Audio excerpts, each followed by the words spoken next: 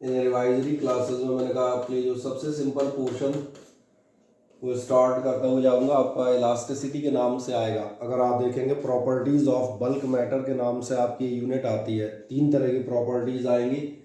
Properties of solids आती हैं, properties of liquids रहेंगी, लिक्विड्स जिसमें आप पास सरफेस टेंशन और विस्कोसिटी सारी की चीज़ें पढ़ाएंगे, और एक आता है thermal properties of matter. Properties of the matters कहीं ना कहीं हमने कहा इनमें से ज़्यादातर आपकी केमिस्ट्री में भी पढ़ी हुई मिलेंगी, और इस यूनिट का फ़ायदा यही है कि इसमें से काफ़ी सारा पार्ट फिजिक्स और केमिस्ट्री दोनों में आपको कैसा मिलेगा, कॉमन मिलेगा। इसीलिए इसको ले लिया ताकि आसानी से और जल्दी से हम इन चीज़ों को कवर अप कर सकें। जो टॉपिक मैंने कहा आपके लिए यहाँ पे स्टार्ट कर रहा हूँ, ये अलग से आप चलाते आइएगा, कॉपी कोशिश कीजिएगा कि आप एक अलग कर लें, तो उससे ये है कि आपका ये टॉपिक सेपरेटली आराम से फॉर्म हो जाएंगे। हम बात करते हैं, मैं जो जिस यूनिट का जो पार्ट स्टार्ट कर रहा हूँ आपके लिए, प्रॉपर्टीज ऑफ द सॉलिड्स और प्रॉपर्टीज ऑफ द सॉलिड्स। इस चैप्टर को मैंने रफली जो है उसी नाम से ले लिया है जिस चीज़ पे हम बात करने वाले हैं, और यह है इलास्टिसिटी। सबसे पहले मैं बात कर दूंगा इलास्टिसिटी क्या चीज़ कहलाती है। इलास्टिसिटी एक बहुत कॉमन सा एग्जाम्पल है। मान के चले हम लोग जो है रबर बैंड ले लेते हैं। आपको मालूम है रबर बैंड इलास्टिक होता है, और इलास्टिक होने का मतलब क्या है कि अगर आप खींचेंगे और छोड़ देंगे तो ये वापस अपनी जो ओरिजिनल लेंथ है उसको ऑक्यूपाई कर लेता है।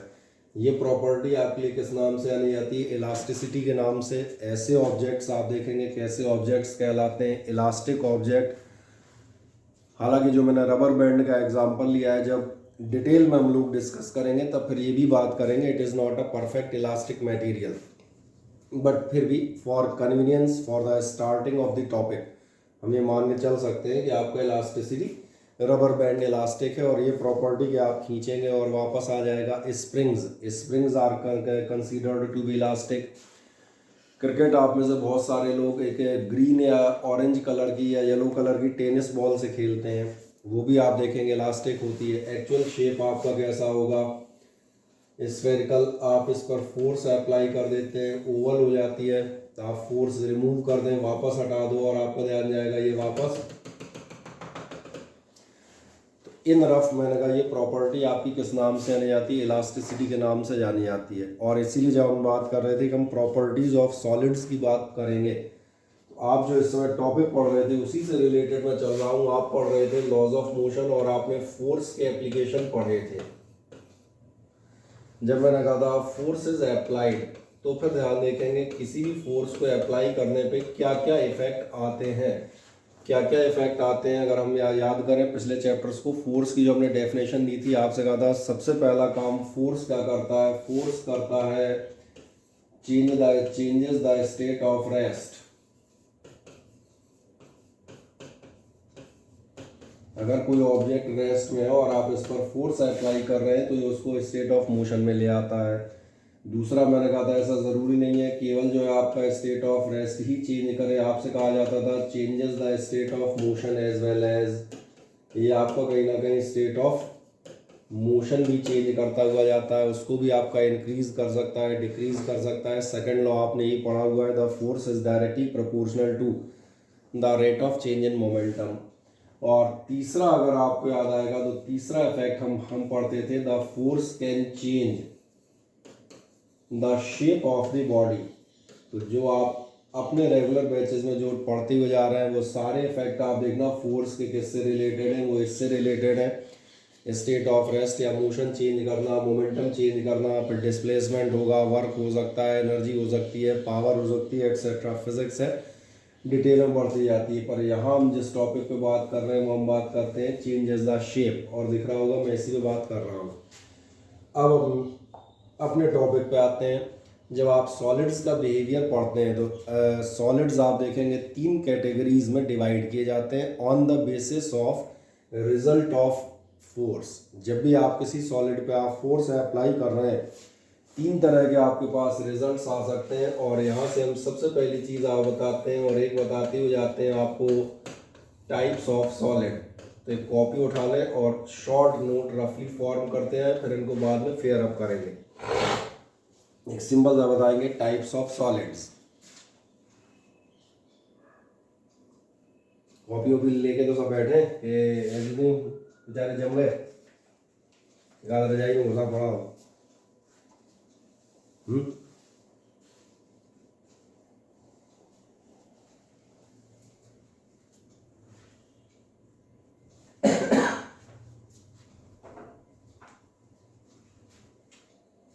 या आप टाइप्स ऑफ सॉलिड ले रहे हैं तो मैं किस बेसिस पे मैं ले रहा हूँ ये मैं बता देता हूँ, on the basis of behaviour of solid. आप सॉलिड का बिहेवियर देख रहे हैं अंडर द एक्शन ऑफ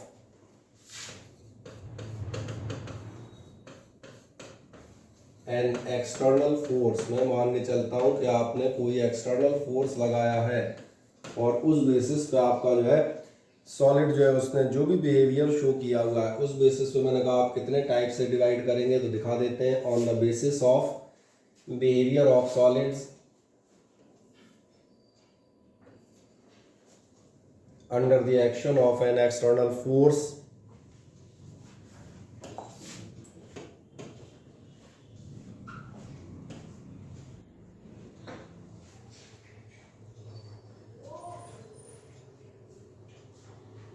जैसे आप इतना बता देते हैं under the action of an external force. अब मैं बताता हूँ आपके सॉलिड कौन से होंगे। सबसे पहला आपका सॉलिड होता है, ध्यान से देखेंगे, ये है इलास्टिक सॉलिड। अब सवाल आते हैं इलास्टिक सॉलिड्स कौन से होंगे। तो इलास्टिक सॉलिड ध्यान देखना, ये अभी हम इलास्टिसिटी की एक रफ चर्चा कर ही रहे थे। इलास्टिक सॉलिड मैंने आपसे कौन सा कहा था, जिस पर आप अगर एक्सटर्नल फोर्स अप्लाई कर रहे हैं इसका शेप डिफॉर्म हो जाएगा और फोर्स रिमूव करेंगे तो ये वापस अपनी जगह पर रिटर्न हो जाएगा। इसका मतलब आप इलास्टिक सॉलिड के लिए कहते हुए जा रहे हैं, ध्यान जा रहा है अंडर द एक्शन इनमें डिफॉर्मेशंस होंगे। और ये डिफॉर्मेशंस कैसे होंगे, ये डिफॉर्मेशन होंगे टेम्पररी, परमानेंट नहीं है, टेम्पररी डिफॉर्मेशंस होंगे और सॉलिड अपनी शेप वापस कर लेगा। मुझसे बेटा अभी तो टाइम लगेगा, 8:30 के बाद कर पाऊंगा, ऑनलाइन क्लास में लगातार चालू है। इलास्टिक सॉलिड आप किनको बताएंगे, इलास्टिक सॉलिड आप बताएंगे विच अंडरगोज टेम्पररी डिफॉर्मेशंस। पहली शर्त क्या ध्यान देखना, इनके जो डिफॉर्मेशन होने चाहिए वो कैसे होने चाहिए आपके, ये होने चाहिए टेम्पररी। और टेम्पररी डिफॉर्मेशन है तो फिर क्या होगा, एंड द सॉलिड गेन्स, या गेन के बजाय कर देता हूँ रीगेन, ज़्यादा बेहतर लगेगा, रिगेन्स द ओरिजिनल लेंथ और इसे लिखता भी जा रहा हूँ ताकि आप मेरे साथ साथ लिख सकें। लेंथ कर सकता है या जो भी आपने कम किया होगा, वॉल्यूम या शेप। और कब करेगा ध्यान देखना, on removal of the force.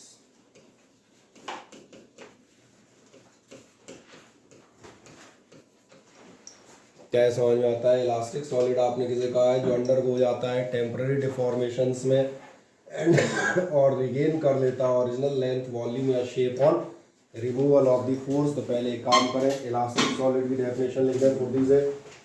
पहली चीज़ आपने क्या बताई, इलास्टिक सॉलिड्स लिख दें आराम से, विच undergoes temporary deformation, undergoes temporary deformation and regains the original length, volume or shape, original length, volume or shape on removal of force.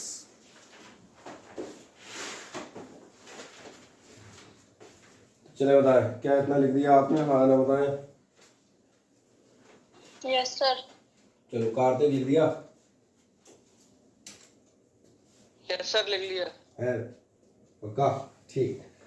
तो जरा देखना फिर इसके एग्जांपल्स और बताए जाएंगे, आखिरकार ये सॉलिड्स होंगे कौन से। मैं इनके सॉलिड्स के एग्जांपल बताता हूँ। सबसे बेहतर एग्जांपल ध्यान देखना, इसमें जो बेस्ट आपके आते हैं केवल उन्हीं के नाम लिख रहा हूँ। पहला नाम लिख देता हूँ क्वार्ट्ज, दूसरा नाम लिखता हूँ ध्यान देखना स्टील, अब तुम्हारे दिमाग में एक समस्या आएगी, बोले स्टील इलास्टिक कहाँ होती है, स्टील तो मोड़ने पे मुड़ जाती है। तो मैं आपको बताऊंगा स्टील मोड़ने पे मुड़ती ही नहीं है, ये आपको भ्रम है कि स्टील मोड़ने पे मुड़ जाती है। लिख दें आराम से, क्वार्ट्ज लिख दें, स्टील लिख दें।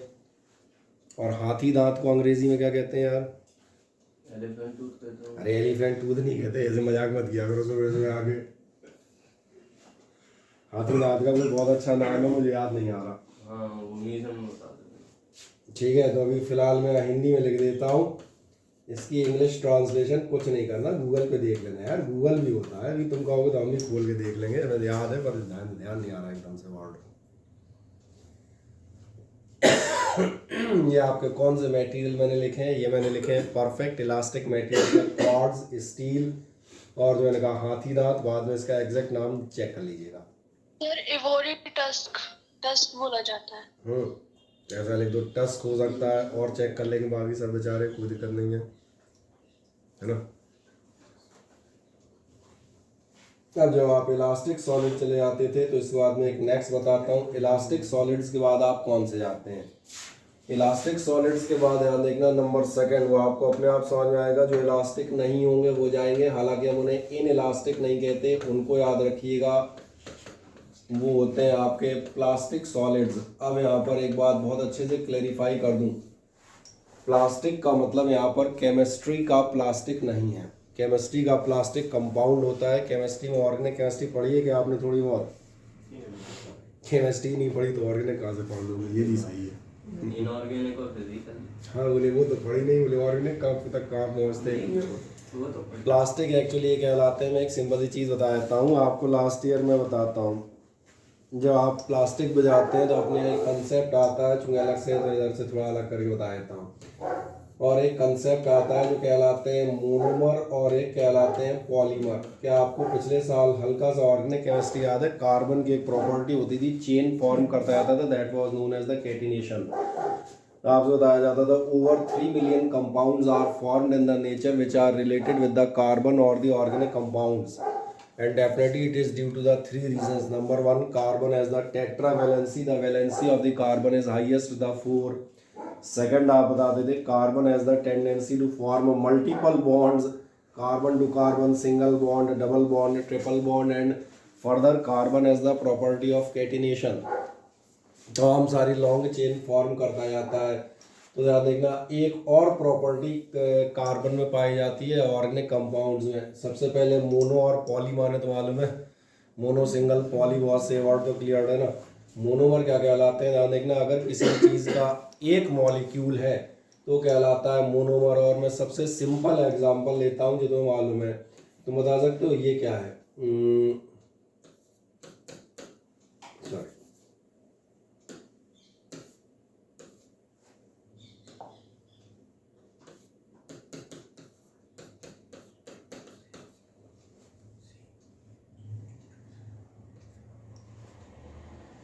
इसका नाम तो बता दो भैया।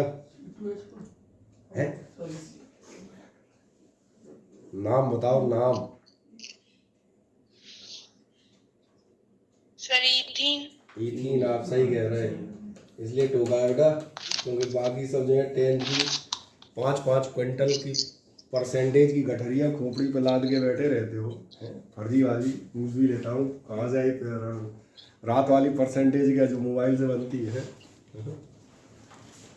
इथीन है, सही कह रहे हैं। और इथीन ध्यान देखना, ये इथीन का है मोनोमर। फिर आप बताया जाएगा इथीन मॉलिक्यूल्स की एक खासियत है, आपस में क्रॉस लिंक फॉर्म करते हैं। A number of ethene molecules can link together. और जब ऐसे तमाम सारे इथीन मॉलिक्यूल्स आपके लिंक हो जाते हैं टुगेदर,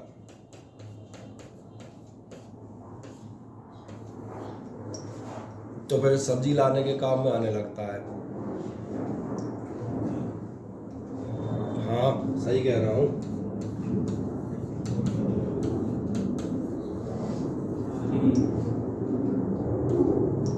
नहीं इस्तेमाल की किसी कौन है जो ऐसा कहते हैं हम सब्जी भाई साहब हाथ में लेके आते हैं, कपड़े का झोला लेके जाते हैं। यही होती है polythene. And you know very well polythene is a type of plastic. Actually plastics are the polymers of these और एक याद दिलाता हूँ, एक नाम बहुत अच्छे से सुना होगा, केमिस्ट्री अपनी कमज़ोर है तो ये तो नहीं बता पाएंगे कि इसका फॉर्मूला एग्जैक्टली क्या है। गलत लिखने से अच्छा है नाम लिख दिया जाए विनाइल क्लोराइड। और विनाइल क्लोराइड को जब आप, तो आपका ध्यान जाएगा ये हो जाता है पॉलीविनाइल क्लोराइड। किसने नहीं सुना पीवीसी का नाम, मुझे बताओ, सुना है पीवीसी का नाम कभी? पाइप वगैरह जितने बनते हैं पीवीसी, आप अपने जूते खरीदने जाओगे बताएगा ये पीवीसी सोल है, ये फलाना सोल है, याद आ जाता है। सब आपके पॉलीमर्स होते हैं। इसलिए मैंने कहा था हम जब बात करेंगे तो बस हमारे साथ यही दिक्कत है कि हमसे जो बात करोगे हम उसमें तो कुछ नया जरूर बता देंगे, है ना। अब हम जो बात कर रहे थे उस पर जाता हूँ मैं। अब प्लास्टिक सॉलिड्स की बात कर रहा था, तो प्लास्टिक सॉलिड्स से मेरा मतलब कहीं से कहीं तक प्लास्टिक फ्रॉम द केमिस्ट्री, यानी कि कंपाउंड प्लास्टिक से नहीं है। यहाँ प्लास्टिक का दूसरा मतलब है, प्लास्टिक का मतलब है विच इज़ नॉट इलास्टिक। और इसीलिए जो आपने पिछली डेफिनेशन दी थी, आपने क्या कहा था, विच अंडरगोज टेम्पररी डिफॉर्मेशंस। तो प्लास्टिक किसे कहोगे जिसके डिफॉर्मेशन कैसे हो जाएंगे, परमानेंट। इलास्टिक हम कह रहे थे जो आपका रिगेन कर लेता है अपनी लेंथ, तो आप प्लास्टिक किसे कहेंगे जो अपनी लेंथ रिगेन नहीं कर पाएगा। तो मुझे लग रहा है एक वर्ड अगर आप चेंज कर दें तो प्लास्टिक सॉलिड की डेफिनेशन कंप्लीट हो जाएगी। क्या चेंज करना है, ध्यान जा रहा है? प्लास्टिक सॉलिड में एक काम करो, पूरा लिखने की जरूरत नहीं है, हिंट के लिए लिख दो। पहला लिख दो परमानेंट डिफॉर्मेशंस।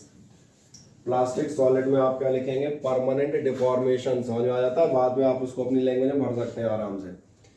पहली चीज दिख रही होगी प्लास्टिक कौन है जिनमें परमानेंट होंगे। और सबसे खास बात यहाँ रिगेन की जगह क्या आना चाहिए,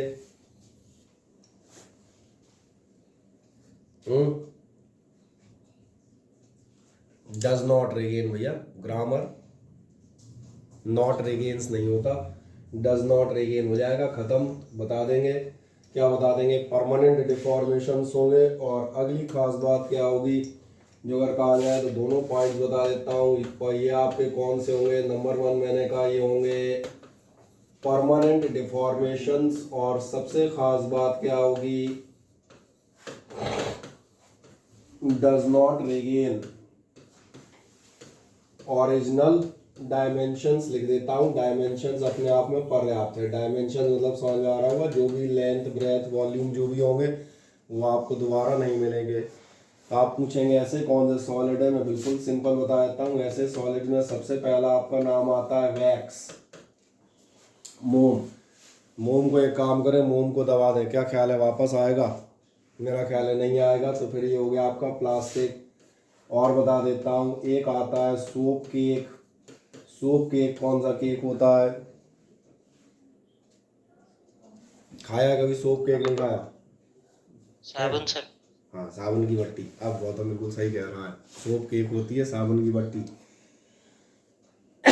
ठीक है। अब एक और बता देते हैं, एक सिंपल सा एग्जांपल बता देता हूँ। वेट क्ले, गीली मिट्टी देख लें। गीली मिट्टी तो इतनी प्लास्टिक होती है, उंगली भी रख दोगे, उंगली का भी निशान वहीं का वहीं बना रह जाएगा, वापस अपने को रिगेन नहीं करेगा। तो ये मैंने सारे बोली हैं जो आप देखेंगे कैसे होंगे, मैक्सिमम प्लास्टिक है। और अब एक तीसरे नंबर पे जाते हैं। तीसरे नंबर पे एक खास आएंगे, तीसरे नंबर पे आते हैं ब्रिटल सॉलिड्स। और ब्रिटल वर्ड बहुत वर्षों से सुनते आ रहे होंगे। ब्रिटल किसे कहा जाता है, किसी को याद है इंग्लिश वर्ड ब्रिटल? कोई फिजिक्स नहीं, सर जो टूट जाते थे अगर थोड़ा सा भी फोर्स लगाए। सही कह रहे हैं। ब्रिटल सॉलिड्स आपके होते हैं, मैं एग्जांपल पहले बता देता हूँ। कांच, सूखी लकड़ी, इन पे आप फोर्स अप्लाई करें, कांच या सूखी लकड़ी पे फोर्स अप्लाई करोगे तो हमारा ध्यान जाएगा डिफॉर्मेशन होगा ही नहीं, ना टेम्पररी ना परमानेंट, कुछ नहीं होना। ज़्यादा लगा दोगे टूट जाएगा। तो सबसे पहली बात क्या होती है, ब्रिटल सॉलिड्स आप किन्हें कहते हैं, जिनमें सबसे पहली चीज़ आप बता जाएगी नो डिफॉर्मेशन। डिफॉर्मेशन होगा ही नहीं, तो शुरुआत में तो डिफॉर्मेशन होना ही नहीं है, लेकिन इसका मतलब ये मत समझ लेना डिफॉर्मेशन नहीं हो रहा तो कुछ नहीं होगा। बट ऑन एक्सेसिव फोर्स, अगर आप कैसा फोर्स लगा देते हैं, एक्सेसिव लगा रहे हैं, जरूरत से ज़्यादा लगा रहे हैं, तो फिर आप क्या कहेंगे, देन सॉलिड या जो भी आप ऑब्जेक्ट ले रहे हो, ब्रेक्स लिख दूं, ब्रेक समझ में आ जाएगा। ये आपका कांच का टुकड़ा या जो भी होगा टूट जाएगा। एग्जाम्पल आप इसके क्या क्या बता देंगे, तो एग्जाम्पल आपको बताए जाएंगे ग्लास, ड्राई वुड, और कोई याद आ जाए तो और देख लेना, स्टोन। स्टोन भी ध्यान दिया होगा ब्रिटल होता है, ना परमानेंटली जो झुकेगा ना टेम्पररी झुकेगा, ज़्यादा झुकाओगे तो टूट ही जाएगा खट से। तो इस सब एग्जाम्पल का है कि ये एग्जाम्पल हो गए आपके ब्रिटल सॉलिड्स के।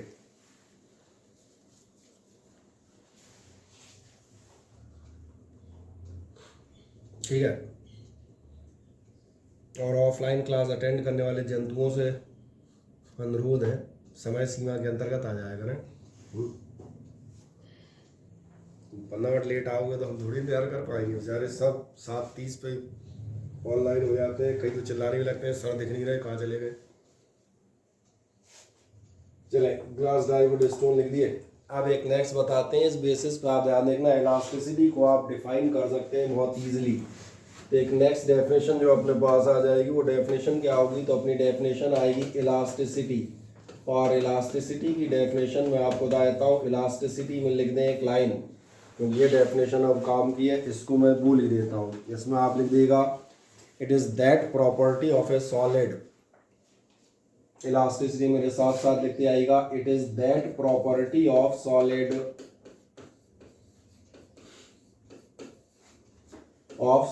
By virtue of which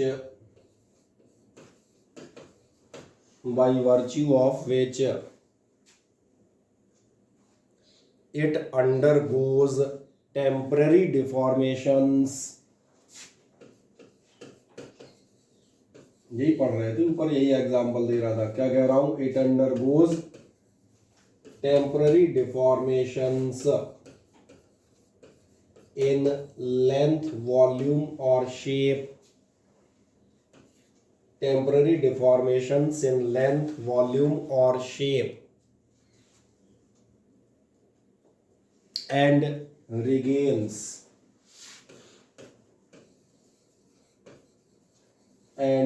regains the original dimensions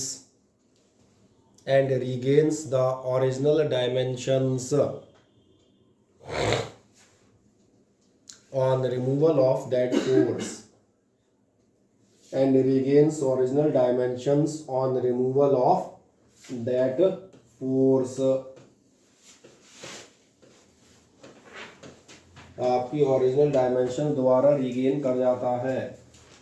और अगर आप इन शॉर्ट देखेंगे तो आपका यही आपको मिल जाएगा। क्या आपको मिल जाएगा, जो मैं आपसे बात कर रहा था, तीनों पॉइंट्स मैंने इन शॉर्ट स्क्रीन पे भी लिख दिए आपके, और क्या मैंने बता दिए, कौन सी property undergoes temporary deformation and regains original dimension. Original dimension कहीं ना कहीं वापस ले लेगा। ओके, तो ये आपको इलास्टिसिटी समझ में आ जाती है। और जो मैंने एग्जांपल लिया था उस पर मैं समझाने के लिए अभी उसी का इस्तेमाल करता हुआ जाऊंगा। रबर बैंड, या मैंने कहा स्प्रिंग बाद में कभी चर्चा करेंगे। Why the rubber band is not considered perfect elastic. खींचोगे आपकी टेम्पररी डिफॉर्मेशन है, छोड़ दोगे वापस अपनी लेंथ रिगेन कर लेगा। अब सवाल आता है इस कहानी की मैथमेटिक्स में, और मैथमेटिक्स में जब आता है तो ध्यान देखना, हम किसी भी चीज़ को जब खींच रहे हैं तो यहाँ से अपने पास कुछ बेसिक मैथमेटिकल टर्म आना शुरू होंगे। फॉर एग्जांपल मान के चले, मैं एक छोटी सी बात करता हूँ, ज़रा ध्यान से देखिएगा मुझे। मेरे पास एक ये है रबड़ का टुकड़ा और एक रबर का टुकड़ा ये है। मैं मान चलता हूँ इसका डायमीटर सपोज करो 1 mm है और इसका मैंने मान लिया 4 mm है। तो मेरी बात ध्यान से सुनते आइएगा। मेरे पास दो रबर के टुकड़े हैं, एक 1 mm और एक 4 mm। मान चले इन दोनों को मैं खींच के लंबा कर देता हूँ, और मैं सपोज करता हूँ इसको खींचने के लिए मुझे 100 न्यूटन फोर्स लगता है, और इसको खींचने के लिए मुझे कितना फोर्स लगा, 400 न्यूटन। क्या आप बता सकते हैं इनमें से कौन सी रबर ज़्यादा स्ट्रॉन्ग है? देख लें आराम से, क्या आप बता सकते हैं इनमें से कौन सी रबर स्ट्रॉन्ग है, ऊपर वाली या नीचे वाली?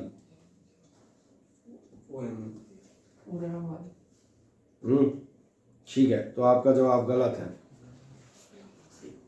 बेटा। दोनों रबर सेम स्ट्रेंथ की है।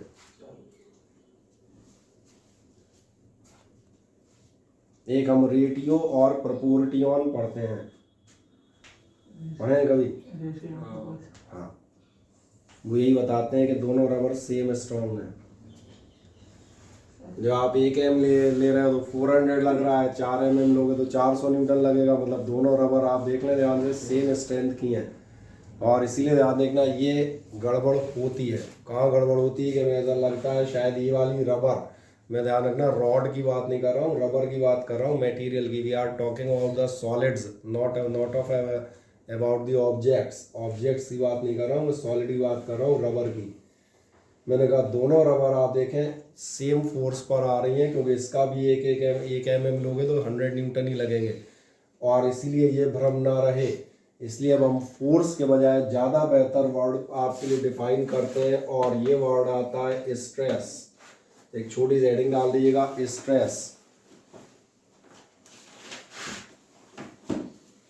स्ट्रेस में आप बताएंगे force acting per unit area, force acting per unit area of cross section, force acting per unit area of cross section of the solid, force acting per unit area of the solid।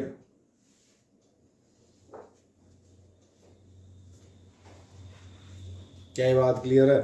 Force acting per unit area of solid होगा, और इसलिए आप देखेंगे stress is equals to, हम क्या क्या बताते हैं, ये आपको बताया जाता है F/A।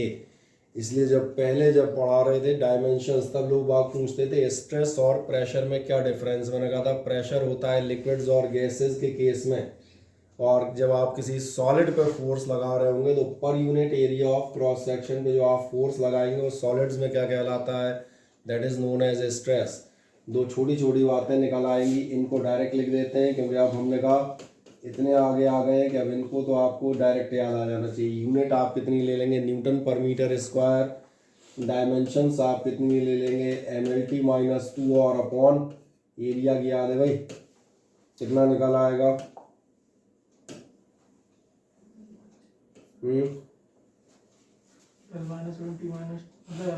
हाँ सही कह रहे हैं, बढ़िया। तो यूनिट हो गई, मैंने कहा डायमेंशन हो गई, ये मामूली से काम हो गए। अब बात करते हैं स्ट्रेस के टाइप्स के। स्ट्रेस तो समझ आ रहा है, जो भी फोर्स लगा रहे हो वही स्ट्रेस है। अब हम अगली बात करेंगे आपकी स्ट्रेस कितने टाइप्स की होगी। तो ध्यान देखना, स्ट्रेस मानी जाती है 2 टाइप की। पहली स्ट्रेस आपके लिए कहलाती है नॉर्मल स्ट्रेस, और दूसरी स्ट्रेस कहलाएगी शियर स्ट्रेस या टेंजेंशियल। में दोनों का डिफरेंस दिखाता हूँ, ध्यान से देखें। आपकी सुविधा के लिए मैं इस बॉटल को लेता हूँ, ठीक है ना।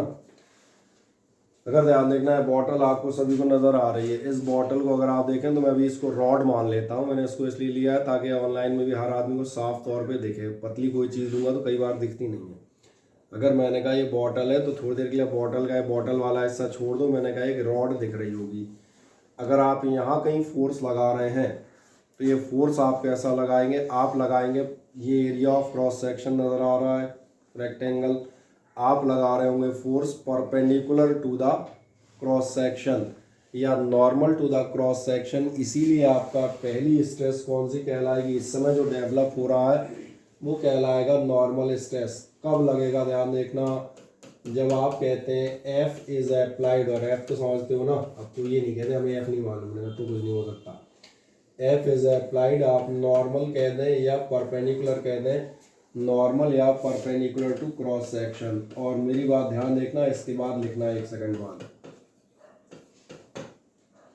सवाल आता है जो नॉर्मल स्ट्रेस है क्या काम करेगी। क्या आपने ध्यान दिया है, अगर आप यहाँ से फोर्स लगाएंगे तो या तो ये रबर का बॉक्स छोटा होगा, या इधर लगाओगे तो भैया खिंचता जाएगा, तो या तो लेंथ चेंज करेगा। अगर वायर था तो लेंथ वाइज चेंज होंगे, और अगर बड़ा बॉक्स ले लोगे तो ध्यान दिया क्या होगा, जैसे हम कहा जाए तुम्हारे घर में सोफे की गद्दी है, हम कहते हैं डबल बेड का गद्दा, उस पर लगाओगे, ध्यान दिया पूरा कंप्रेस होगा, यानी कि पूरा का पूरा वॉल्यूम कम हो जाएगा। तो मैंने कहा अगर वायर लोगे तो वायर में तो क्या होगा, लेंथ बढ़ेगी या कम होगी। और अगर आप एक बड़ी चीज़ ले लेते हैं जैसे मैंने कहा ये, तो इसमें तो पूरा वॉल्यूम कम या ज़्यादा होगा। तो इसलिए आपको समझ में आएगा जब आप नॉर्मल स्ट्रेस लगाएंगे तो नॉर्मल स्ट्रेस क्या काम कर रही होती है। पहली चीज़ मैंने कहा फोर्स कहाँ अप्लाई करते हो, नॉर्मल टू क्रॉस सेक्शन। और सबसे खास बात कहाँ क्रिएट करती है, चेंज इन लेंथ, या तो लेंथ चेंज करेगी और या फिर क्रिएट करती है चेंज वॉल्यूम में। नोट कर दें नॉर्मल स्ट्रेस क्या है, applied force is applied normal to cross section, या तो आपका होगा चेंज इन लेंथ या फिर होगा वॉल्यूम। ये क्लियर हो जाता है, कहीं कोई समस्या नहीं इसमें।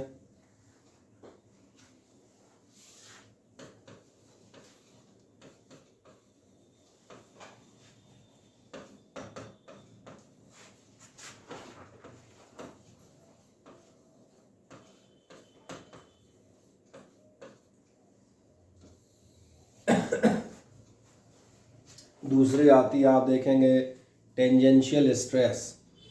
टेंजेंशियल स्ट्रेस कौन सी कहलाएगी, अब मैं एक फिगर से यहाँ दिखा देता हूँ। देखें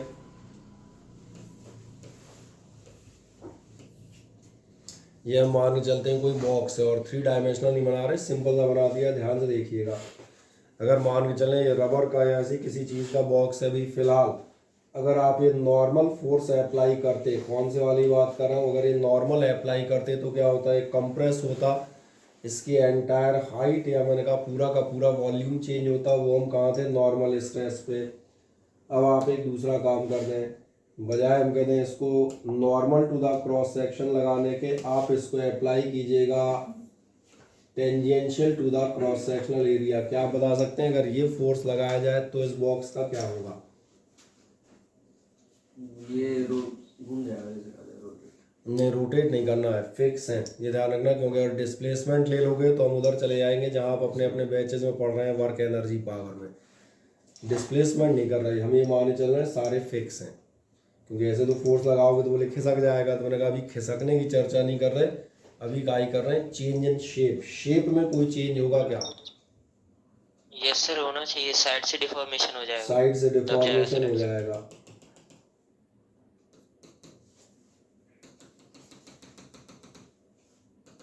शायद ज़्यादा, चलो कोई दिक्कत नहीं, ऐसे ही हो जाएगा ना भैया। देखा है कि नहीं देखा है ऐसा? अरे अपने घर में एक हम बता दें, कोई ना कोई किताब पढ़ी होगी मोटी सी जो तुमने कभी पढ़ने के लिए खरीदी होगी, उसको ऐसे करके चेक कर लेना, टेंजेंशियली फोर्स लगा लोगे ना बुक पे, अपने आप दिखने लगेगा बुक का सेक्शन ऐसा हो जाएगा। पढ़ने काम में नहीं आए, कम से कम प्रैक्टिकल में ही काम में आ जाए, है कि नहीं। और ऐसे स्ट्रेस को आप समझ में आ गया क्या कहते हैं, इसको कहते हैं टेंजेंशियल या शियर स्ट्रेस। अगला बता दीजिएगा, इसमें तो एक सिंपल का काम बता देंगे, क्या कर देंगे, एफ। अब आप कहाँ अप्लाई करते हैं, एफ आप बताएंगे, अब फोर्स होगा टेंजेंशियल टू क्रॉस सेक्शन, और चाहो तो बगल में डायग्राम बना देना, इसके भी 2 बार ज़रूरत पड़ेगी तो एक बार बना दो। और यहाँ लिख देता हूँ, ये आपने क्या लगा रखा है, लगा दिया एफ, ठीक है। और ये क्या करेगा, ध्यान देखना, ये करता है चेंज इन शेप। इससे आपकी जो है इस बॉक्स की शेप चेंज हो जाएगी, स्क्वायर से पैरेललोग्राम टाइप हो जाएगा।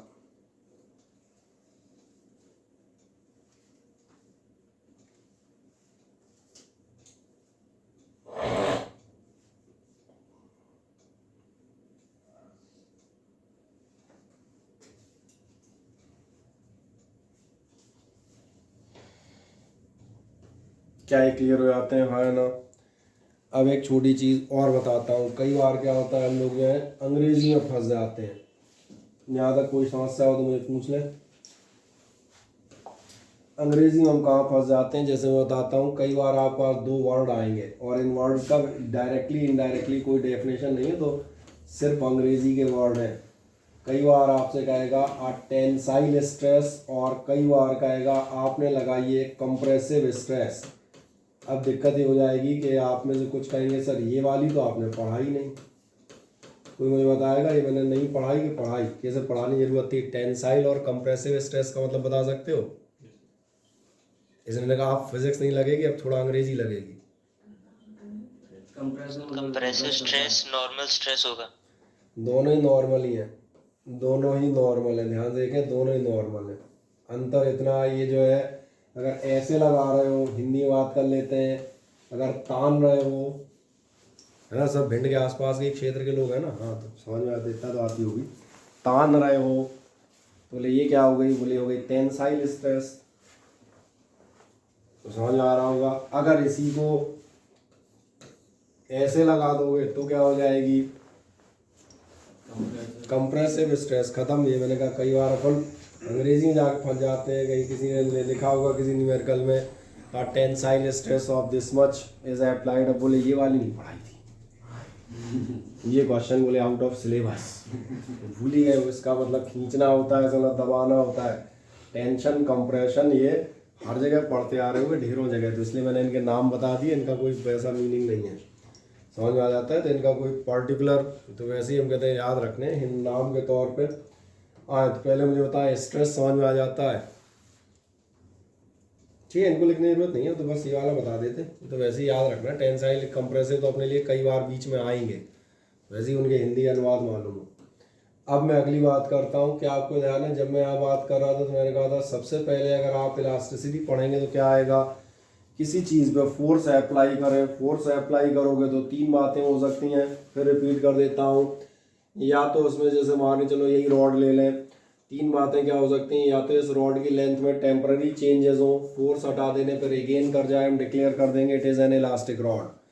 It may be there are the permanent changes in the length of the rod, and on removal of the force, even on removal of the force, the rod does not regain its original length. तो आप declare कर देंगे it is a plastic one. And one more third case is possible there. If you are stretching the rod, cut means it is brittle. अब सवाल आता है, हम चूंकि हमने कहा था हम यहाँ पे इलास्टिसिटी पढ़ेंगे तो हम वापस आगे जाते हैं। इलास्टिसिटी में जैसे आप फोर्स अप्लाई करेंगे तो फोर्स के प्रॉपर कंपैरिजन के लिए मैंने कहा ये आपकी स्ट्रेस। अब ध्यान से इधर देखना, आपको मालूम है जैसे ही आप ये फोर्स अप्लाई करेंगे, I am talking about the elastic solids and please be conscious, तो ये आपका क्या होगा? चेंज इन लेंथ होगा। अब चेंज इन लेंथ में भी मैं आपसे एक सवाल पूछूंगा। मेरे पास रबर के दो तार हैं और फिर वही सवाल पूछता हूँ, ये रबर का वायर 1 मीटर लॉन्ग है, दिख ही रहे होंगे। इसको सपोज कर लेता हूँ ये 3 मीटर लॉन्ग है। दोनों को मैंने खींचा और खींचने के बाद पता चला कि ये 1 mm बढ़ गया और ये 3 mm बढ़ गया। तो बताओ कौन सी रबर ज़्यादा बढ़ जाती है? सर कोई भी नहीं, दोनों सेम ही है। दोनों रबर सेम बढ़ी हैं, दिख रही हैं, एग्जैक्टली सेम बढ़ी हैं। पर मीटर पे जाओगे तो दोनों रबर कितनी बढ़ी हैं? 1 mm ही बढ़ी हैं। और इसलिए ध्यान देखना, अब यहाँ पर हम चेंज इन लेंथ नहीं ले सकते। और ध्यान से देखेंगे इस चीज़ को, अगर आपको याद आए तो इस कंसेप्ट को जब आपने शुरुआत की थी मैं आपसे बताता था एरर्स। एक कहते थे एब्सोल्यूट एरर और एक कहते थे रिलेटिव एरर। और एक फेमस क्वेश्चन पूछा करते थे दो दुकानदारों वाला, एक 50 ग्राम कम तौलता है, एक आधा किलो कम तौलता है। तो इम्पॉर्टेंट ध्यान रखना एब्सोल्यूट वैल्यूज़ नहीं होती हमेशा। क्यों? कौन सी वैल्यूज़ लगती हैं आपको? Relative values. और इसीलिए जब आप किसी एग्जामिनेशन में भी सिलेक्शन के लिए जाते हैं तो आपने ध्यान दिया है परसेंटेज नहीं लगती, परसेंटाइल लगती है। And percentile represents the relative performance, वो इम्पोर्टेंट है। इंडिविजुअल तो पता है कुछ नहीं होना, इंडिविजुअल देख लें अगर कई नंबर तो कितने निकलेंगे? 25। और परसेंटाइल कितनी होती है? 91 है ना। इसलिए मैंने कहा था वहाँ से आपको ध्यान होगा एब्सोल्यूट चेंज नहीं देखते। तो मैंने कहा एब्सोल्यूट फोर्स नहीं देख रहे थे, ये देख रहे थे पर यूनिट एरिया पे कितना है ना। एब्सोल्यूट देखना, बोले ये वाली रबर ज़्यादा बढ़ जाती है, इस वाली रबर से काम करो। दोनों रबर बराबर बढ़ रही हैं। और क्यों बढ़ रही हैं? क्योंकि 1 mm पर मीटर और ये भी देखें 1 mm पर मीटर। इसीलिए हमारे पास एक चेंज इन लेंथ के लिए अब टेक्निकल वर्ड जो आता है वो आता है स्ट्रेन, और स्ट्रेन होता है चेंज पर यूनिट डायमेंशन। समझ में आता है? एक नेक्स्ट हेडिंग डाल दीजिएगा स्ट्रेन। स्ट्रेन में आप बताइएगा change in per unit dimension, change in per unit dimension.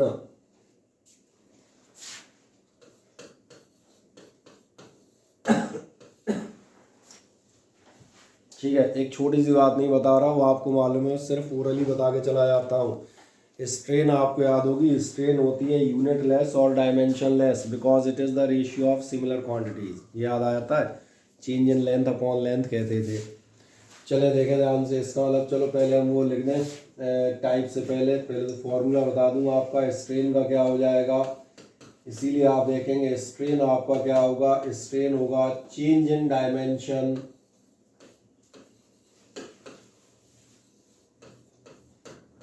और अपॉन बना रहेगा आपका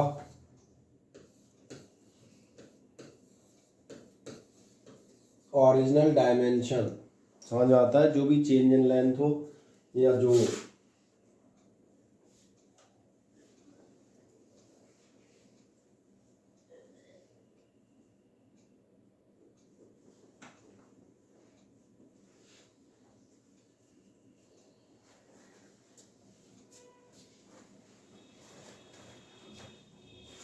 क्या मिल जाता है। और आप कहेंगे change in dimension upon original dimension मैंने क्यों लिखा है, तो दिखा देता हूँ। इस वाले केस में आप क्या कह रहे थे, आप कह रहे थे 1 mm पर मीटर, और 1 mm पर मीटर कैसे निकला था? ऐसे तो निकला था भैया, कितना चेंज है और कितने में है। अब एक गधापन मत दे देना, बोले 3m से 3m कैंसिल, m बच गया, बोले कितना चेंज है, बोले m 1 मीटर। ये क्या लिखा है, ध्यान देखो, ये लिखा है 1 mm पर मीटर, दिख रहा है ना? तो यही तो निकाला है, चेंज इन लेंथ अपॉन जो भी ओरिजिनल कहते हैं, इनिशियल कहते हैं। इनिशियल वर्ड भी बहुत सारे लोग इस्तेमाल करते हैं, कोई समस्या नहीं। बाकी मैंने कहा था यूनिट लेस और डायमेंशन लेस होगी, इसी वजह से। अब आप कहेंगे टाइप्स कहाँ से निकल आई? टाइप इसलिए तो निकल आई, जो हम बात कर रहे थे, सबसे पहला आपने स्ट्रेस कौन सी पढ़ी थी, याद है? आपने सबसे पहली स्ट्रेस पढ़ी थी नॉर्मल स्ट्रेस। इस रॉड को आप क्या करेंगे, यहाँ कहीं से खींचेंगे, तो मैंने कहा था इस रॉड में दो तरह के चेंज हो सकते हैं, या तो लेंथ बदल सकती है या वॉल्यूम बदल सकता है। अब तुम क्या बदल रहे हो ये तुम्हारे ऊपर है, तो तुम जानो। मेरे हिसाब से पहली में इसीलिए स्ट्रेन हो जाएगी, और लॉन्गिट्यूडनल वर्ड माने मालूम है along the length related to length, यही होता है ना भैया। तो लॉन्गिट्यूडनल आपका स्ट्रेन का मतलब समझ में आ रहा होगा। लॉन्गिट्यूडनल स्ट्रेन आपकी क्या होगी, लॉन्गिट्यूडनल स्ट्रेन जो ऊपर डायमेंशन लिखा है वही हो जाएगी चेंज इन लेंथ। चलते जाए छोटे छोटे फॉर्मूले, चेंज इन लेंथ और अपॉन क्या हो जाएगा, चाहे ओरिजिनल लेंथ लिख दें और चाहे आप इनिशियल लेंथ लिख दें, या आपकी इच्छा है। मैं जो करूँगा वो आपको समझ में आना चाहिए। मैं लिखूँगा, नहीं आया समझ में, डेल्टा एल अपॉन एल। यार आधी से ज़्यादा फिजिक्स पढ़ चुके, केमिस्ट्री पढ़ चुके, अभी डेल्टा में डेले रहोगे का है? हो गया डेल्टा एल बाई एल। तो फिर दूसरी कौन सी होगी? मैंने कहा था आप लेंथ चेंज कर रहे हैं, आप चेंज कर सकते हैं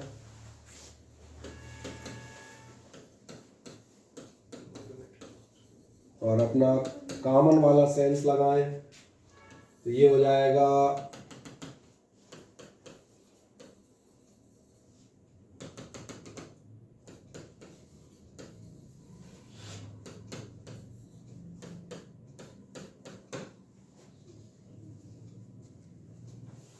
ये डॉट डॉट तो पढ़ने आ रहे हैं कि कोई सो रहा है? चेंज इन वॉल्यूम होता है। हाँ, मैंने कहा एक आध सो रहा हो, दिमाग लगाता रहे, बोले बाकी तो सब ठीक है, लिंदा ब्लैंक में क्या खेलना है।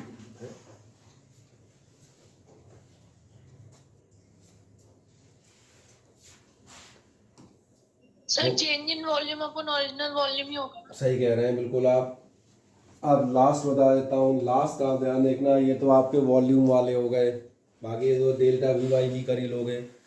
तीसरा कौन सा था ध्यान दिया है, ये आपका जो नॉर्मल स्ट्रेस था, लेंथ और वॉल्यूम चेंज कर रहा था, पर स्ट्रेस एक टाइप्स और लगा सकते थे, तो जरूरी नहीं है ऐसे खोपड़ी पे ही गाड़ो, परपेंडिकुलर में आप टेंजेंशियल भी लगा सकते हो, और टेंजेंशियल लगाओगे तो मैंने कहा था शेप चेंज हो जाएगी।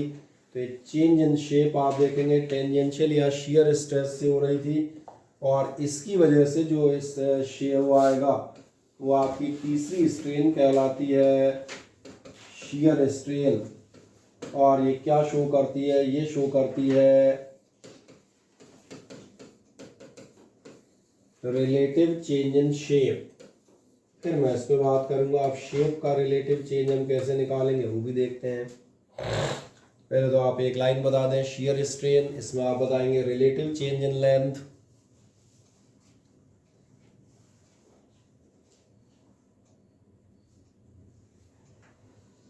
फिर वही पुराना वाला फिगर ले लेते हैं।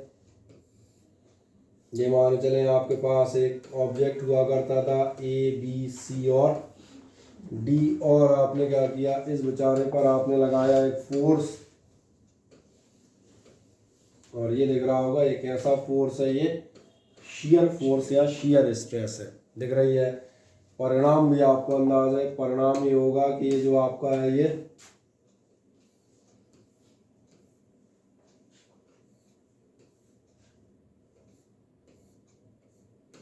ठीक है, ये हो गया आपका डी डैश और ये हो गया आपका, दिख रहा है मजे से, ठीक। बना दे फिगर, सबको दिख रहा होगा, इतना साफ साफ सुंदर टाइप का फिगर बना रहा हूँ मैं, उच्च कोटि का है। General caste. अब एक लास्ट काम करेंगे, क्या करें, चलो कितना शिफ्ट हो गया ये देखते हैं, कितना शिफ्ट हो गया। तो ये एंगल मान लेता हूँ, ये एंगल है फाई,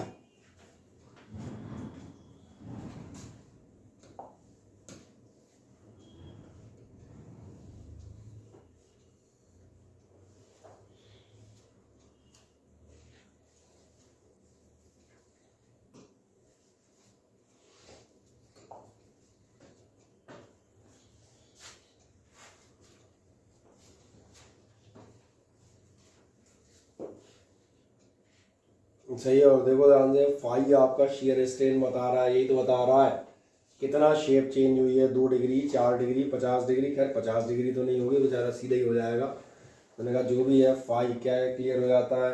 इसका मतलब आपको यहाँ समझ में आ जाएगा, आपका शियर स्ट्रेन ये हम काय में नापते हैं, ये शियर स्ट्रेन बराबर होता है फाई। क्या ये बात समझ में आ गई? ठीक। अब आप मुझे बताएं, क्या आपने एक ये फॉर्मूला पढ़ा है, एंगल बराबर arc upon radius.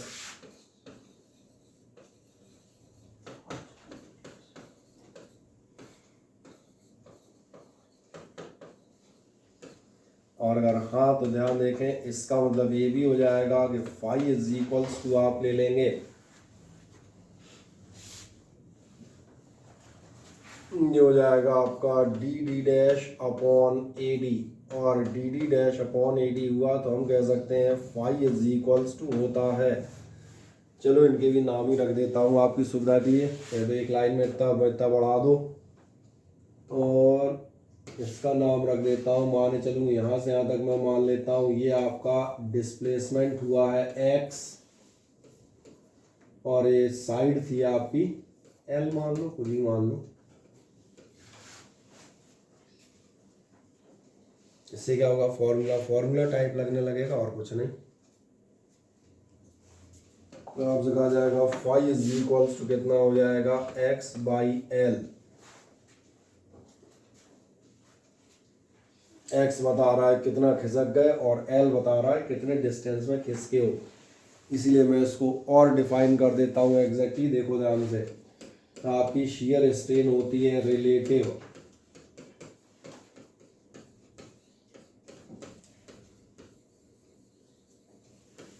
Displacement of surfaces. Check कर लें क्या एक्स यही है,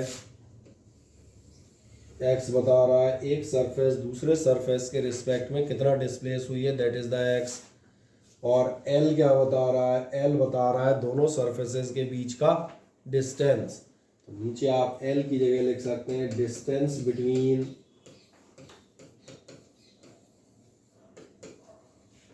द सरफेसेस। कर दें आराम से रिलेटिव डिस्प्लेसमेंट ऑफ सरफेसेस, और नीचे आप बता दीजिएगा डिस्टेंस बिटवीन द सरफेसेस।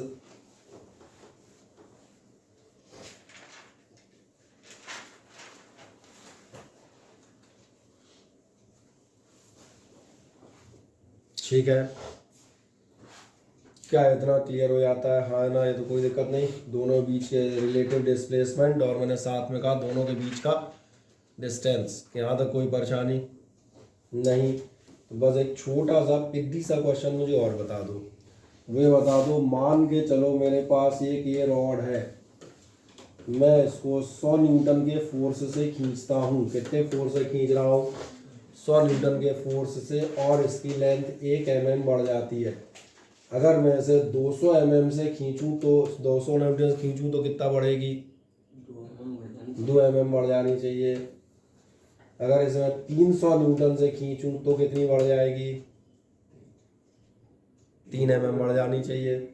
यह इतना अंदाज तो आपको भी है, और ये कोई महान बात नहीं बता रहे, आपने ध्यान नहीं दिया होगा। वर्क एनर्जी पावर में अभी आप लेटेस्ट इलास्टिक पोटेंशियल एनर्जी पढ़ के आए हैं, और लेटेस्ट जो आपने टॉपिक पढ़ा है सभी ने पिछले 1-2 टर्न के अंदर ही अंदर पढ़ा है, स्प्रिंग में यही पढ़ा है।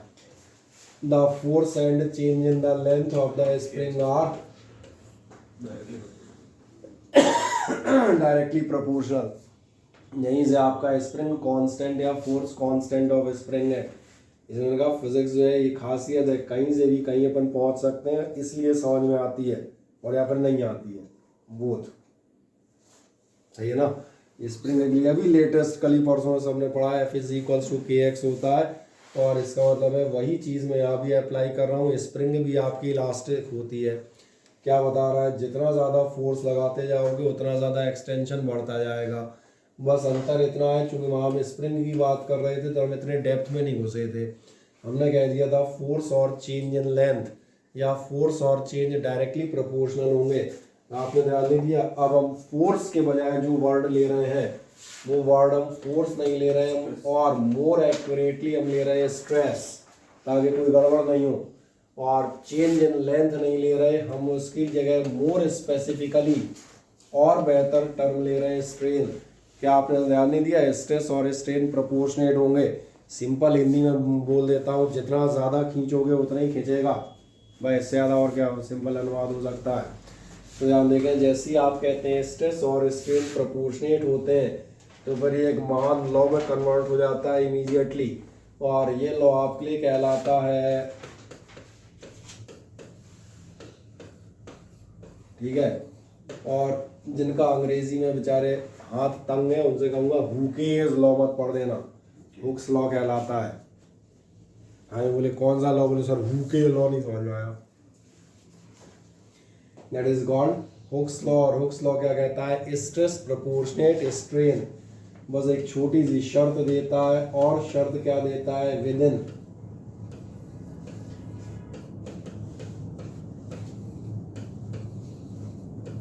Elastic limit.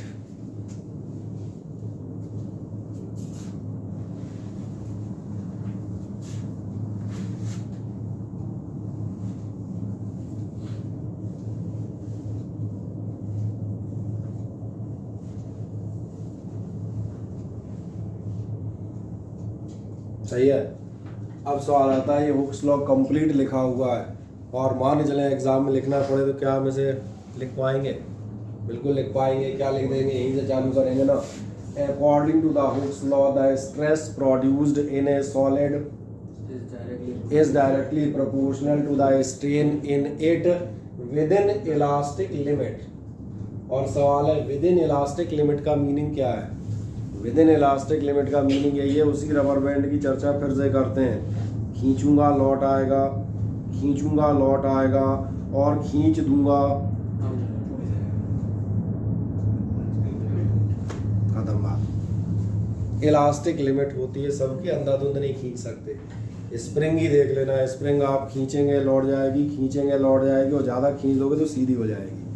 इसलिए परमानेंट डिफॉर्मेशन ना हो। मैंने कहा इलास्टिक लिमिट, ये अलग से दो, जब बाद में जाएंगे तो छोटी छोटी दो लाइनों में डेफिनेशन आ जाती है कि वो मैक्सिमम फोर्स जहाँ तक कोई भी सॉलिड इलास्टिक रहेगा उससे ज़्यादा लगा दोगे तो प्लास्टिक हो जाएगा, वो इलास्टिक लिमिट कहलाती है। बाकी समझ में वैसे ही आ गई होगी, केवल इस हाथ के इशारे से ही समझ में आ जाती है कि इलास्टिक लिमिट से हमारा सेंस क्या है, क्या इतना क्लियर हो जाता है।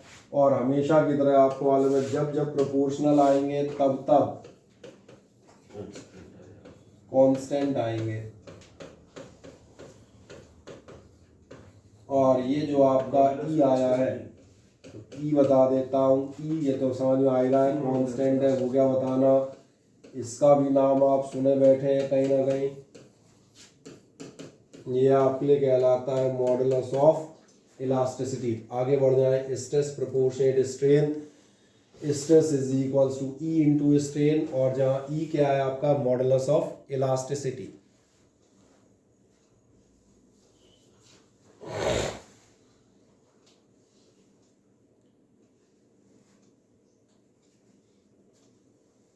और बता देता हूँ, हैंड्स करके दिखा देते हैं। ई बराबर आपका क्या होता है, ई बराबर होता है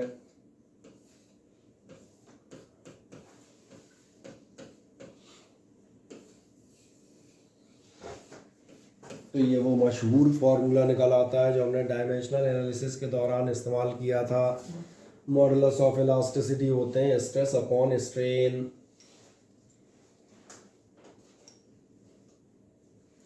ठीक है, एंटरटेनमेंट के लिए यही इसकी यूनिट निकाल लेते हैं।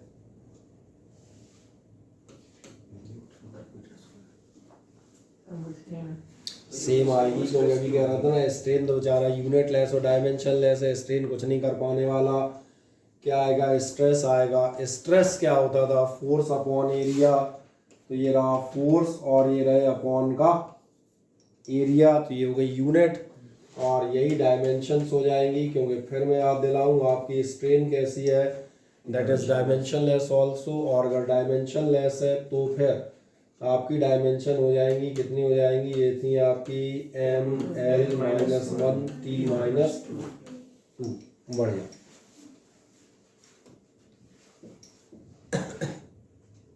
क्या क्लियर हो गया, हाँ ना बताएं। बढ़िया, जैसे ही समझ में आता है तो बस अब एक छोटी सी बात बताएं, यहाँ से एक घपला हो जाता है। जो आपने स्ट्रेस अपॉन स्ट्रेन लिया है, क्या है आपको याद है, स्ट्रेस एक नहीं दो टाइप की होती है। स्ट्रेस एक होती है और दूसरी होती है, एक कौन सी होती है, जल्दी देख के बताओ, फुटी से तुम्हारी कॉपी में लिखी यार, हमारे पास भी लिखी है, नहीं अपनी बोर्ड पलट सकते हैं। नॉर्मल होती है सर, नॉर्मल और टेंजेंशियल। दूसरी होती है टेंजेंशियल। सही कह रहे हैं, इसलिए ऐसा लिख दिया है, तक इसलिए नहीं ऐसा लिखा कि पढ़ने में आए। आप क्या जा रहा है, इसका मतलब स्ट्रेस से, इसका मतलब इस फॉर्मूले के दो फॉर्म हो जाएंगे, पर हकीकत में दो फॉर्म नहीं होंगे, तीन हो जाएंगे। दिक्कत ये है कि जो नॉर्मल स्ट्रेस है इसके अपॉन में स्ट्रेन लिखने जाओगे, स्ट्रेन तीन तरह की होती है। चेक करो, देखो फुर्ती से कौन कौन सी स्ट्रेन लिखी है। एक लिखी है लॉन्गिट्यूडनल, एक लिखी है वॉल्यूमेट्रिक, और तीसरी लिखी थी, समझ में आ गया मेरा तीन पेयर बनाना। अगर आप टाइप्स पे जाएंगे तो मैंने क्या कहा था, स्ट्रेस दो टाइप में होगी, तो दो पार्ट डिवाइड हो जाएंगे, नॉर्मल वाले टेंजेंशियल वाले। फिर नॉर्मल वाले भी दो हो जाएंगे, नॉर्मल के साथ लॉन्गिट्यूडनल और नॉर्मल के साथ वॉल्यूम। तो इसीलिए जो आपका ये मॉडुलस ऑफ इलास्टिसिटी है, ये तीन टाइप का माना जाता है। और ध्यान देखो तो तीनों टाइप तुम्हें यहीं दिख रहे होंगे, normal stress upon longitudinal strain, normal stress upon volumetric strain, इसलिए कहा था अपनी कॉपी पलटो, और तीसरा टेंजेंशियल स्ट्रेस अपॉन या shear stress upon shear strain. मिल जाते हैं तीनों। तो एक छोटा काम करते हैं, नीचे लिख दें टाइप्स। एक टाइप की चर्चा आज करेंगे, बाकियों की परसों करेंगे। आप क्या लिख देंगे, टाइप्स। कौन सा टाइप की चर्चा करूंगा ये बता देता हूँ, मैं करूंगा सबसे पहले टाइप की चर्चा, और सबसे पहला दिख रहा है कौन सा है, नॉर्मल स्ट्रेस है और लॉन्गिट्यूडनल स्ट्रेन है। लिख दें सबसे पहला, एक सिंपल सी हेडिंग डाल दीजिएगा, यंग्स मॉडुलस ऑफ इलास्टिसिटी। अब आ गए फिजिक्स में, अब तक तो मनोरंजन कर रहे थे। कहाँ आप आ गए? यंग्स मॉडुलस, और चाहे तो आप सिंपल यंग्स मॉडुलस भी डाल सकते हैं, सबको पता है इलास्टिसिटी का ही है, इतने से भी काम चल जाएगा। यंग्स मॉडुलस क्या होगा? इसमें एक लाइन लिख दें, रेशियो ऑफ, जहाँ शंका हो वहाँ मुझे देख लीजिएगा, मैं वही पेज खोले खड़ा हूँ। ये कहता है ratio of normal stress to the longitudinal strain, the ratio of normal stress to the longitudinal strain, ratio of normal stress to the longitudinal strain within elastic limit. ये जरूरी है, अंधाधुंध नहीं, विद इन इलास्टिक लिमिट। क्या है, समझ में आ गया? हाँ है ना? नीचे इसको आप लिख सकते हैं लैंग्वेज में, अगर हाँ तो देखें ध्यान से, आपका y इज इक्वल्स टू क्या हो जाएगा? ये हो जाएगा आपका नॉर्मल स्ट्रेस, और साथ में आपने कौन सी स्ट्रेन ली है? आपने ली है लॉन्गिट्यूडनल स्ट्रेन। अब आप में से समझदार टाइप के प्राणी हैं, और चिंता न करें, कुछ हैं, मुझे पता है। एक मैं बता रहा हूँ, अगर ध्यान देखें तो घर में जाके बाकी दोनों का अंदाज लगा सकते हैं, बाकी दोनों क्या होंगी, ठीक है? लिखना नहीं, लेकिन लिखाम देंगे, लेकिन उनका अंदाज फिर भी लगा लोगे। अब एक अगली चीज़ आती है, क्या इसका मतलब ये भी होगा? ज़रा अपनी कॉपी चेक करें, क्या नॉर्मल स्ट्रेस आपने यही लिखी थी? देख लें, फोर्स पर यूनिट एरिया थी। लॉन्गिट्यूडनल स्ट्रेन क्या थी आपकी? यदि change in length per unit length, यही थी। और इसलिए हम लिख सकते हैं y इज इक्वल्स टू, हमारा कितना हो जाएगा? हमारा y इज इक्वल्स टू होता है, कितना होता है? F L upon delta L है, डेल्टा एल ये अच्छी लिखो,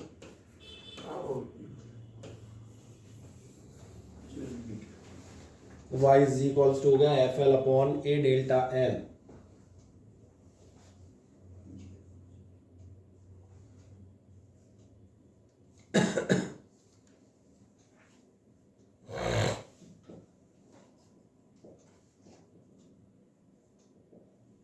ठीक है, अब तुम्हें एक चीज़ याद होगी, लंबाई किसकी बढ़ेगी? लंबाई बढ़ती है तारों की, रस्सियों की, एटसेट्रा की। और तार या रस्सी आप कहाँ इस्तेमाल करते हैं? आपको याद है, आपने क्रेन देखी है? नहीं देखी? अरे क्रेन भैया वो बड़ी सी गाड़ी कहलाती है, जिसकी हेल्प से हम कहते हैं कोई भी बड़ी चीज़ उठाते हो, सिंपल कहते हैं, कभी कोई गाड़ी गिर जाए नाले नूले में तो उसको भी उठाया जाता है, बिल्डिंग्स बनाने में इस्तेमाल करते हैं। सही है, तो जो आप क्रेन इस्तेमाल करते हैं, आपने ध्यान दिया है, क्रेन में रस्सी लगी होती हैं, और कभी एक बार जाके ध्यान देखना है, रस्सी नहीं होती, ये मेटलिक रोप होती हैं, स्टील की रस्सियाँ होती हैं। ये तुम जूट वाली रस्सी बांध दोगे और फिर इससे खाई में गिरी बस खींचोगे तो बेबस हो जाओगे। समझ आ रहा है? जो रस्सी बनी होती है काहे की बनी होती है? ध्यान जा रहा है? स्टील की बनी होती है। स्टील क्यों बनी होती है? कारण दिख रहा होगा, बहुत हाईली इलास्टिक है। अब जाएंगे, जब ऐसी जगह आप चलेंगे तो ध्यान देखना, जनरली तार का इस्तेमाल कोई खींचने में नहीं करता, कोई बॉडी बिल्डिंग नहीं कर रहा, तारों का इस्तेमाल किया जाता है जहाँ उनसे कोई ना कोई वेट लटकेगा। और कभी लिफ्ट में सवार हुए हो, कोई ऐसी पिक्चर देखी हो, भुतहा हॉरर वाली मूवी, जिसमें अचानक लिफ्ट अरे स्पाइडरमैन हॉरर, स्पाइडरमैन तो कॉमेडी, हॉरर तुम देखा करो। फ्लोर नंबर 13 के रूम नंबर आदमी उतरता है खट, तो ध्यान दिया, उस समय लिफ्ट की केबल दिखाई जाती है, एकदम खिसकती है। लिफ्ट भी आपकी किससे चलती है? मेटलिक केबल्स से। तो समझ में आ रहा होगा। एक छोटी सी लाइन ऐड करता हूँ, और इस लाइन में लिख दीजिएगा if a weight mg is applied, लिख दो आराम से, और समझ में आ रहा होगा मैं ऐसा क्यों लिख रहा हूँ अब, है ना? weight mg is applied, अच्छा केबल माने समझ जाओगे ना, एक आध कोई जाके केबल का मतलब जाने का सोचने लगे। On a cable of radius R, जो रस्सी है उसकी रेडियस मैंने कितनी मान ली है? आर मान लिए, कोई बुराई नहीं है।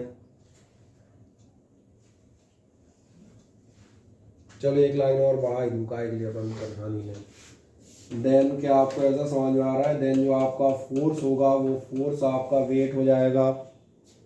अब आप फोर्स की जगह खुद नहीं खींच रहे, वेट से खींच रहे हैं। और दूसरा क्या आपको ऐसा अंदाज है, जो आपका एरिया हो जाएगा वो क्या हो जाएगा, वो पाई आर स्क्वायर हो जाएगा, हाँ या ना।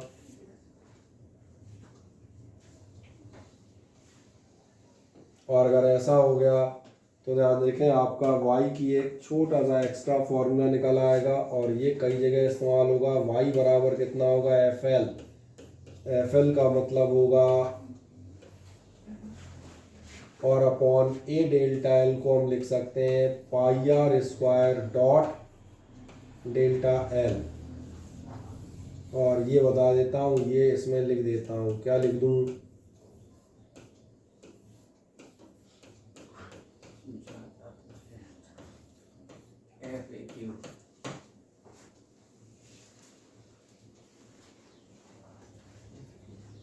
ठीक, बढ़िया। यहाँ तक हम लोग जो है इस कार्यक्रम को संपन्न कर ले जाते हैं। तो आज के लिए इतना पर्याप्त है।